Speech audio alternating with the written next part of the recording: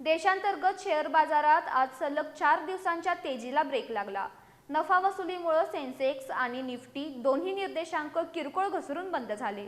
मात्र Bombay stock exchange आणि national stock एक्सचेंजवरील व्यवहार मोठ्या प्रमाणात झाले।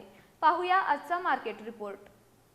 आजच्या व्यवहारात सेन्सेक्स 102.76 अंकांनी घसरून 78,180.72 वर, तर निफ्टी 50 निर्देशांक 32.25 अंकांनी घसरून 24,398 वर बंद झाला।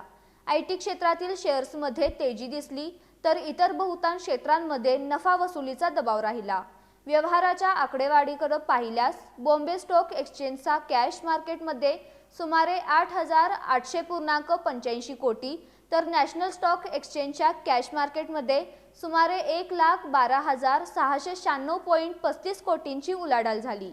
6 जुलैच्या अधिकृत उपलब्ध आकडेवारीनुसार बीएसई आणि एनएसई मिळून कॅश आणि डेरिव्हेटिव्हसह एकूण व्यवहार सुमारे 2.52 लाख कोटींवर पोहोचले।